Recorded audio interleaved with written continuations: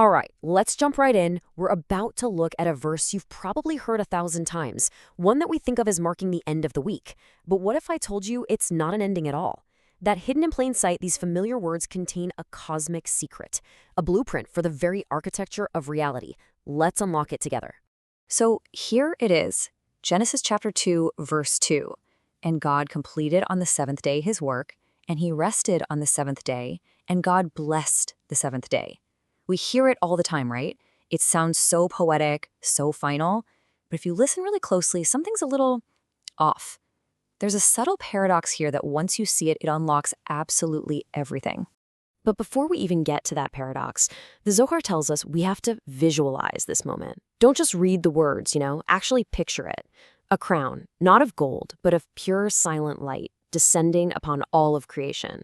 And in that instant, every gear in the cosmos, every planet, every single atom just pauses. A deep, radiant rest floods the entire system. You see, this isn't just about stopping work. This is the activation of an entirely new state of being.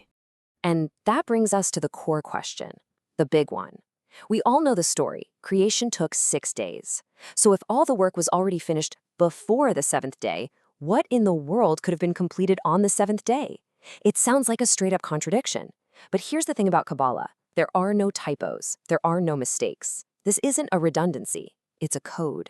That repetition, saying the seventh day over and over, that's not just for poetic flair. It's a deliberate encryption. Each time the phrase appears, it's actually pointing to a totally different dimension, a unique layer in the cosmic operating system. So what we have isn't one statement repeated 3 times. What we have are 3 distinct keys, and together they unlock the secret of divine flow. Okay, let's break this down. The verse gives us 3 very distinct divine actions. First, there's completion, Vayechal. Then there's rest, Vayeshbot. And finally, there's blessing, Vayevrech. Now, these are not just fancy synonyms for stopping work. No. These are 3 unique processes, 3 separate channels being activated. The whole secret is figuring out what each one actually does. To really get this, we have to completely upgrade our definition of the word rest. On one hand, there's this simple meaning we all know. You're tired, you stop working, you take a break. But the mystical meaning of Shabbat rest is something else entirely. It's not about inaction. It's about a system achieving its ultimate purpose, a state of perfect, harmonious balance. Think of it as a cosmic steady state. Let's put this in today's terms, in tech terms. Imagine the 6 days of creation are like a massive, chaotic software development project. It's all about coding, building, generating. Shabbat is the moment you finally hit compile, run the master optimization protocol, and the entire system clicks into this perfect, bug-free, steady state. It's not turned off, far from it. It's a system that has finally become perfectly itself. And that is the secret energy of Shabbat rest. So we have this incredible idea of a cosmic steady state. But how does it actually work? What's going on under the hood? Well, now we get into the real mechanics. We're going to map our 3 keys, completion, rest, and blessing, onto the cosmic circuitry itself, the Sephirot, those divine attributes that structure all of reality. Okay, this slide right here, this is the blueprint. Let's just walk through it. That first mention in the verse, and God completed, that connects to Malchut, the kingdom. Think of Malchut as the user interface. It's our physical world, the dimension that receives this perfected state. Then the second mention, and he rested, that's Yesod, the foundation. This is the main channel, the high-speed pipeline that funnels all that harmonized energy down. And finally, the third mention, and God blessed, connects all the way up to Bina, which is understanding. This is the source code, it's the supernal cloud server where the whole idea of perfected rest even comes from. You see the flow? It goes from source code through the channel down to the interface. The mystics also give us another way to see this, using color. The 6 days of work, they're dominated by red. That's the energy of Gevurah, judgment, limitation, the force that builds structures by making distinctions. But on Shabbat, that fiery red gets blended with a brilliant white, the light of Chesed, pure mercy, pure, unbounded flow. And this doesn't just make a pale pink. No way. It creates a completely new, unified light, where the very structure of reality is perfectly infused with divine goodness. And this is exactly why the number 7 is so fundamental. It's literally hardwired into the fabric of reality. I mean, think about it. You have the 7 days of the week, the 7-year agricultural cycle, the 7 lower sephirot. In every single case, it's a pattern of 6 active, dynamic parts that find their ultimate meaning and their completion in the 7th. You see, 7 isn't just another number.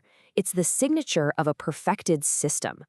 Okay, so we've been talking about some pretty high-level stuff, right? Cosmic engineering, divine circuitry. But here's the thing that makes it all so incredible. This isn't just some abstract event happening light years away. This cosmic shift has a direct, tangible impact on every single one of us. So the question is, how do we experience this? Let's look at this in 2 ways. First, for the gamers out there, think of Shabbat as a special sanctuary level. The frantic battle of the week is over, and you enter a safe zone where your health and your spiritual mana just automatically regenerate. No quests, no tasks, it's pure reception. Then there's the cosmic engineering mode.